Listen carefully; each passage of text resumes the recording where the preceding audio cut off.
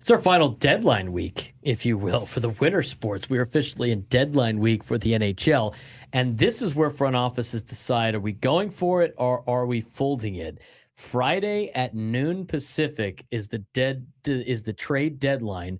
So big names have already moved, including Artemi Panarin landing with the Los Angeles Kings. Got his coach fired at that point. Yes. But this week is about who's willing to take the big swing, because in today's NHL, fortune favors the bold. And we'll talk about the local aspect too with the Anaheim Ducks. I mean, the Ducks made a lot of moves the last couple of years in shipping off talent.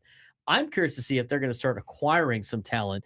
But there are some teams now where the clock is ticking, starting with the Edmonton Oilers, who are now dropped behind the aforementioned Anaheim Ducks in the standings. Yeah, so let's start with the Edmonton Oilers. Connor McDavid gave this franchise 2 more years on a team-friendly deal. That's basically flashing red sirens saying, "Win now."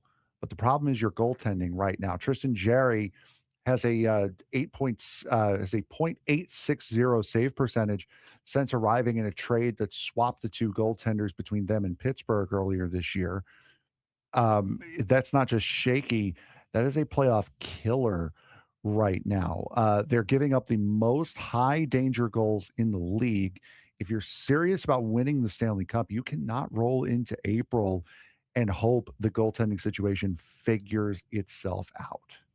Well, yeah, and Jerry got pulled from the game against Anaheim last week, and then they were able to bounce back against the Kings in the next game. But if Edmonton doesn't add either a legitimate goalie or a shutdown defenseman by Friday, they're wasting a Connor McDavid prime year. Yep. And we say it on the open all the time. You cannot waste a Manny Machado prime year. Mhm. If you're Edmonton, you can't be wasting Connor McDavid prime years. That is organizational malpractice. It's like doing something as ridiculous as wasting the prime of Mike Trout. Oh, Wait a minute. the Hold on. Angels did that. This staying in the West, Seattle Kraken right now, sitting in a wild card spot. They've been gritty, they've been tough. They're winning games 2-1, 3-2. Issue for them right now is that no one has over 40 points. Nobody has on the team has over 40 points, and they only have one 20 goal scorer. They've aggressively sued Artemi Panarin. They were ready to pay him. So that tells you that they are ready for a superstar. Wondering if a guy like Nazem Kadri could be an option for them, might bring a cup ring and some bite. But the reality in this league, you do not win without elite game breakers, and right now Seattle just does not have those. Yeah, Seattle can sneak into the playoffs as constructed, but they won't scare anyone without a top tier offensive star. If they stand pat, they're playing for competitive, but not for the cup. And that's what everybody is playing for in the NHL.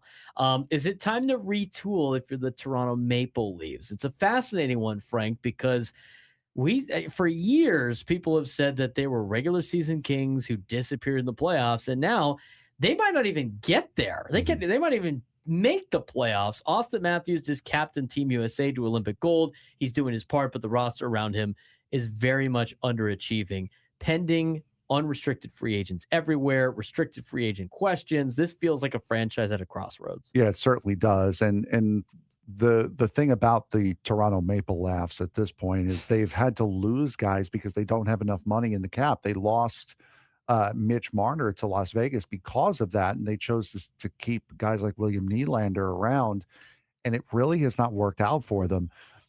Toronto right now should sell, not tear it down, but just reset the depth, reverse the usual add at the deadline trend, because this group as constructed has gotten to its peak. It has plateaued, and the Maple Leafs really just cannot go much farther than where they're at with the team as it is right now. As for the Pittsburgh Penguins, one more swing for the Pens. Surprise team. Pittsburgh Penguins, second in the Metro, $10.5 million in cap space. Sidney Crosby motivated after missing the Olympic gold medal game.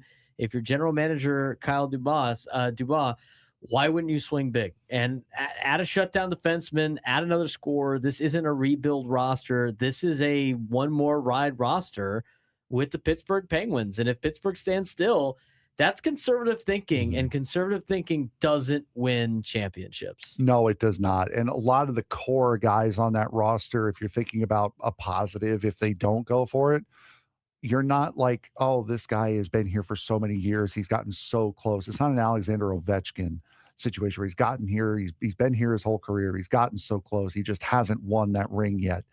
Pittsburgh's won a couple in this Crosby, Malkin, Letang era. So they have taken it home. They do know what to do in order to get it.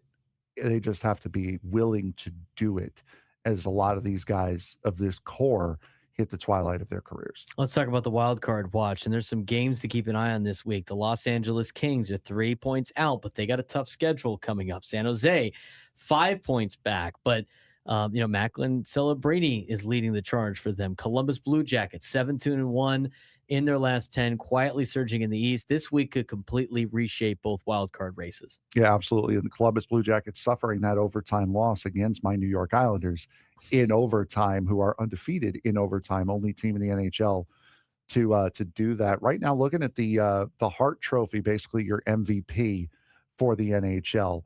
If season ended today, Connor McDavid currently pacing the league in scoring. Nathan McKinnon right there with him. Nikita Kucherov also having a very good run. And after that Olympic moment, both the Hughes brothers and Connor Hellebuck are gaining ground in the narrative race for the MVP vote. We'll recap the trade deadline next week and kind of get the preview of the final couple months of the NHL season.